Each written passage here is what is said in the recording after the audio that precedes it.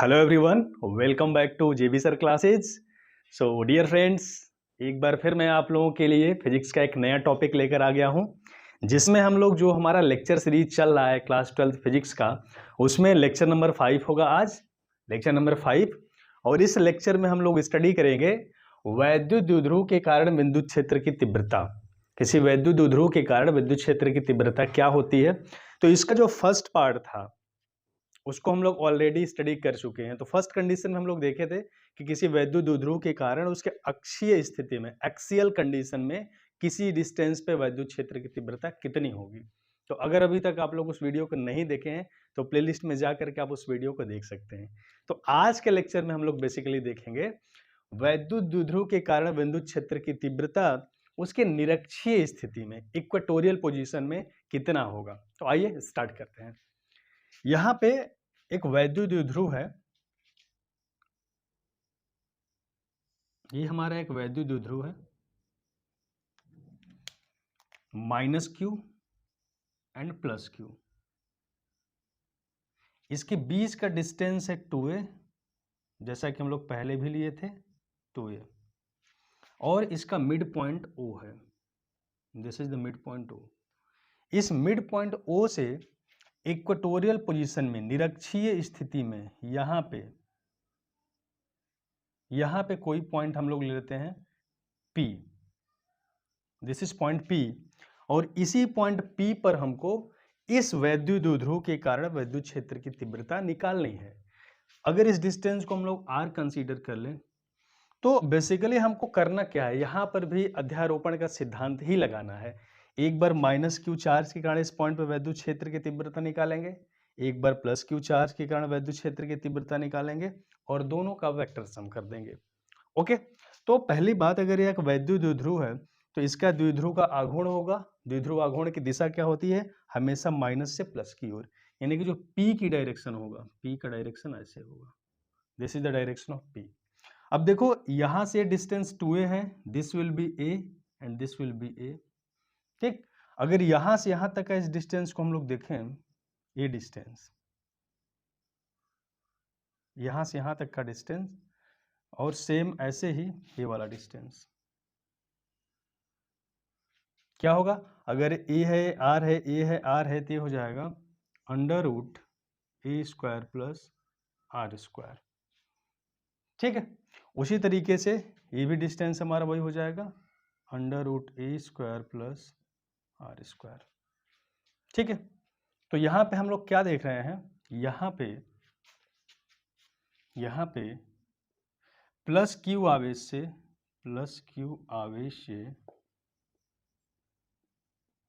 बिंदु P की दूरी कितना है, इसको हम नेम दे देते हैं A, B और P। दूरी BP इक्वल्स टू कितना हो जाएगा, under root a square plus r square. इसी प्रकार माइनस क्यू आवेश से बिंदु P की दूरी AP equals to under root a square plus r square. ठीक है, अब देखो अगर हम लोग यहाँ पे प्लस क्यू आवेश के कारण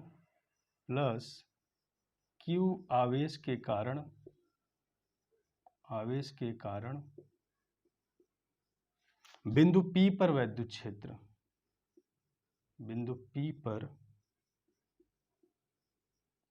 क्षेत्र, ठीक, इस प्लस क्यू आवेश के कारण बिंदु P पर वैद्युत क्षेत्र क्या होगा, इस डायरेक्शन में होगा, अपवर्ड डायरेक्शन में, इस तरीके से इधर, ये हमारा होगा इस डायरेक्शन में। क्यों इस डायरेक्शन में होगा, क्योंकि पॉजिटिव चार्ज से वैद्युत क्षेत्र की तीव्रता आउटवर्ड डायरेक्शन में होगा, और उसी तरीके से जो नेगेटिव चार्ज है इसके कारण वैद्युत क्षेत्र की तीव्रता क्या होगा, इस डायरेक्शन में होगा, टुवर्ड्स चार्ज। ठीक है, तो हम लोग इसको यहाँ पर बना सकते हैं अच्छे से कि देखो यहाँ पे अगर पॉइंट हमारा P लेते हैं तो इस प्लस क्यू आवेश के कारण वैद्युत क्षेत्र की तीव्रता क्या होगी, ये होगी इस तरीके से, और नेगेटिव चार्ज के कारण वैद्युत क्षेत्र की तीव्रता क्या होगी, इस तरीके से होगी। इसको हम लोग लिख सकते हैं E प्लस क्यू और इसको लिख सकते हैं E माइनस क्यू। अब देखो यहाँ पर अगर ये एंगल थीटा ले लेते हैं हम लोग, ये एंगल थीटा और ये एंगल भी थीटा है, ठीक। तो इन दोनों का रिजल्टेंट ही हमारा क्या होगा, परिणामी होगा। तो कैसे रिजल्टेंट निकालते हैं, इसके पैरेलल में लाइन ऐसे ड्रॉ करेंगे और इसके पैरेलल में लाइन ऐसे ड्रॉ करेंगे, ठीक। और ये जो हमारा होगा, this is the resultant electric field E, ठीक है। अगर ये एंगल थीटा है तो ये एंगल भी थीटा होगा, और अगर ये एंगल थीटा है तो ये एंगल भी थीटा होगा, ठीक। यानी कि दो वेक्टर हैं माइनस ई माइनस क्यू और ई प्लस क्यू, इन दोनों का ही रिजल्टेंट हमको निकालना है इस तरीके से, ठीक। अब यहाँ पे क्या है, ये हमारा रिजल्टेंट होगा, this angle is theta, this angle is theta, ठीक। अब हम लोग क्या करते हैं, प्लस क्यू आवेश के कारण बिंदु P पर विद्युत क्षेत्र क्या होगा, यहाँ पे अगर हम लोग लिखें E प्लस क्यू तो इसका वैल्यू होगा 1/4 pi epsilon not into q by r square, यानी कि इसका स्क्वायर तो हो जाएगा r square plus a square, under root में है ना, तो हो जाएगा under root a square plus r square का होल स्क्वायर करेंगे तो हो जाएगा r square plus a square, ठीक है। इसी प्रकार माइनस क्यू आवेश के कारण बिंदु P पर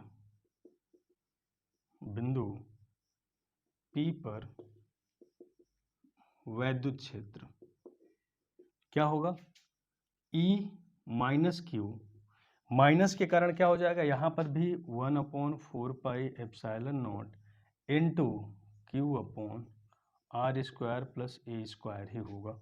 अब इसका डायरेक्शन क्या होगा, देखो इसका डायरेक्शन हमारा होगा B से P की ओर, यानी कि BP दिशा में, है ना। पॉजिटिव चार्ज के कारण जो इलेक्ट्रिक फील्ड होता है आउटसाइड द पॉइंट होता है, आउटसाइड द चार्ज होता है, तो इस पॉइंट पे हम लोग निकालेंगे तो इस डायरेक्शन में आ रहा है बाहर की ओर, और नेगेटिव चार्ज के कारण निकालेंगे तो इस डायरेक्शन में आएगा, ठीक है। अब देखो इन्हीं दोनों का हमको वेक्टर सम करना है। अब वेक्टर सम करने के लिए हम लोग कैसे करेंगे, इनके बीच में देखो एंगल बन रहा है तो हम लोग डायरेक्ट इसको ऐड नहीं कर सकते हैं, तो इसका हम लोग कंपोनेंट करेंगे। कंपोनेंट करने का मतलब क्या हुआ, क्षैतिज और ऊर्ध्वाधर घटकों में वियोजित करेंगे। तो अगर हम लोग यहाँ पे E प्लस क्यू और E माइनस क्यू का क्षैतिज और ऊर्ध्वाधर घटक करते हैं तो देखो E प्लस क्यू का इधर की ओर घटक क्या हो जाएगा, E प्लस क्यू का लंबवत घटक हो जाएगा इधर, ये होगा हमारा E plus q sine theta, और इतना ही इसके कारण होगा अपोजिट डायरेक्शन में, इस E माइनस क्यू के कारण होगा E minus q sine theta, ठीक है। इतना हो जाएगा। अब जो क्षैतिज घटक है, क्षैतिज घटक क्या होगा, क्षैतिज घटक दोनों का हो जाएगा E plus q cos theta और plus E minus q cos theta, और ऊर्ध्वाधर घटक हो जाएगा E plus q sine theta और E minus q sine theta. अब देखो E प्लस क्यू और E माइनस क्यू दोनों का वैल्यू क्या है, बराबर है, इसलिए जो लंबवत घटक है, ये वाला जो कंपोनेंट है ना, ये वाला कंपोनेंट एक दूसरे को निगलेक्ट कर देगा, एक दूसरे को कैंसिल आउट कर देगा, इसलिए ऊर्ध्वाधर घटक के कारण कोई भी वैद्युत क्षेत्र नहीं बनेगा। अतः बिंदु P पर परिणामी वैद्युत क्षेत्र E इक्वल्स टू, अगर हम लोग लिखे वेक्टर E इक्वल्स टू क्या हो जाएगा, इन्हीं दोनों को हम लोग ऐड कर देंगे, minus E plus q cos theta plus E minus q cos theta. अब कहोगे सर यहाँ पे माइनस साइन क्यों लिए हैं, तो माइनस साइन इसलिए आया है क्योंकि जो वैद्युत क्षेत्र की दिशा है द्विध्रुव आघूर्ण के दिशा के विपरीत है, इसलिए हम लोग इस डायरेक्शन में लिए हैं तो नेगेटिव आ गया है। वेक्टर फॉर्म में लिखने के लिए इसको हम लोग लिख सकते हैं P कैप। इतनी से क्लियर है। अब देखो यहाँ पे E प्लस क्यू और E माइनस क्यू तो हमको पता है, बट कॉस थीटा का वैल्यू हमको नहीं पता है, तो इसको हम लोग लिख सकते हैं, यहाँ पे क्या लिख सकते हैं, इसको हम लोग लिख सकते हैं -2 e plus q cos theta. क्यों लिख सकते हैं? P cap, because e plus q equals to e minus q. जो ई प्लस क्यू का वैल्यू है वही ई माइनस क्यू का वैल्यू है, इसलिए इसको अगर हम लोग पुट करें तो -2 e plus q cos theta हो जाएगा।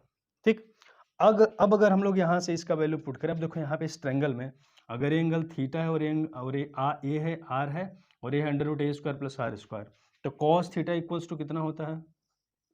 कॉस थीटा बराबर होता है आधार बटे कर्ण, बेस अपॉन हाइपोटेनियस। तो यहाँ पे हो जाएगा a/√a² प्लस r²। तो यहाँ पे अगर कॉस थीटा और ई का वैल्यू पुट करें यहाँ से तो क्या हो जाएगा? यहाँ से हो जाएगा E equals to -2 e q का वैल्यू हम लोग पुट कर सकते हैं 1/4 pi epsilon not into q by a² q by r² plus a² इनको कॉस थीटा की वैल्यू क्या है? कॉस थीटा का वैल्यू है a/√r² प्लस a²। ठीक है, इतनी सारी चीजें क्लियर है। अब देखो इसको हम लोग क्या लिखें, पी कैप लिख लेते हैं यहाँ पे, पी कैप।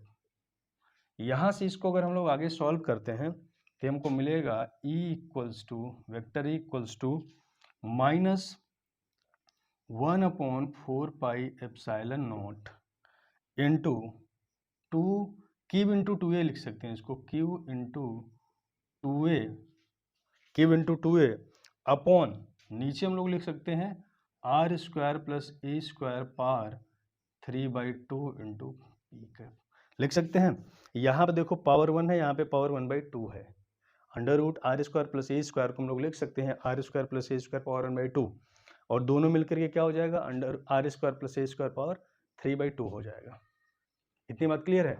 अब देखो यहाँ पे हमारा हो गया वेक्टर फॉर्म में इक्वेटोरियल पोजीशन पे वैद्युत क्षेत्र की तीव्रता। ठीक है, अब देखो यदि जो बिंदु P है, यानी कि जो डिस्टेंस R हम लोग ले रहे हैं, R का वैल्यू A की तुलना में अगर बहुत ज़्यादा हो, यानी कि यदि R is much greater than A, अगर R का वैल्यू A से बहुत ही ज़्यादा है, इन दैट केस r² की तुलना में a² को नगण्य करने पर क्या हो जाएगा?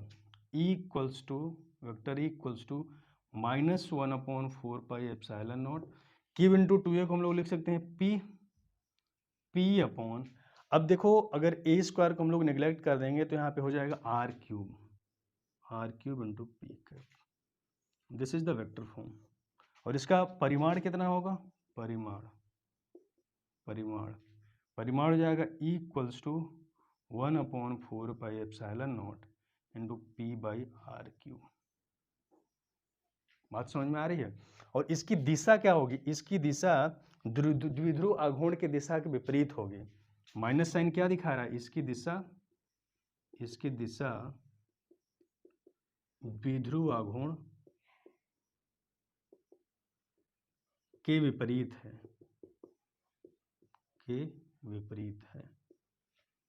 ठीक है, तो ये हमारा हो गया इक्वेटोरियल EEQUA, इक्वेटोरियल पोजीशन में किसी पॉइंट P पर वैद्युत क्षेत्र की तीव्रता।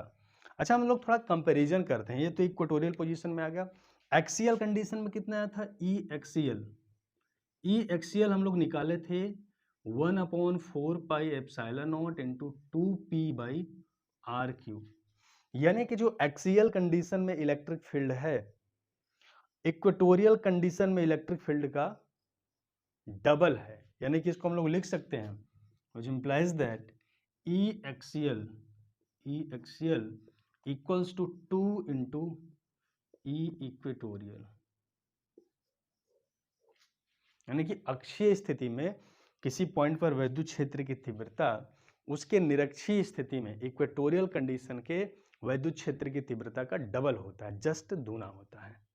ठीक है, तो ये बहुत ही इंपॉर्टेंट डेरिवेशन है। आई होप सारी चीजें क्लियर हुई होगी। मेन हमारा देखो यहाँ पे समझने वाली चीजें हैं ना कि कैसे हम लोग इलेक्ट्रिक फील्ड इस पॉइंट पे निकाल करके इसका वेक्टर सम कर रहे हैं। माइनस है तो टुवर्ड्स द चार्ज होगा और प्लस है तो आउटसाइड द चार्ज होगा। दोनों एंगल फॉर्म कर रहे हैं थीटा थीटा, इन्हीं का हम लोग कंपोनेंट करेंगे। तो क्षैतिज घटक क्या हो जाएगा, E Q cos theta, E minus का क्यू कॉस थीटा। ऊर्ध्वाधर घटक इक्वल और अपोजिट होगा, कैंसिल आउट हो जाएगा। इसी का हम लोग परिणाम भी फिर निकाले हैं और इस तरीके से हमारा आ गया है। तो बहुत ही इंपॉर्टेंट डेरिवेशन है आप लोगों के बोर्ड एग्जाम्स के पॉइंट ऑफ व्यू से, और अच्छे से आप लोग इसकी रिवाइज करिए। और फिर भी अगर कोई डाउट होता है, कोई क्वेरी होती है, तो आप लोग कमेंट सेक्शन में कमेंट करके ज़रूर पूछें। ओके, फिर मिलेंगे एक नए वीडियो में एक नए टॉपिक के साथ। तब तक के लिए मस्त रहिए, व्यस्त रहिए। Okay, thank you very much.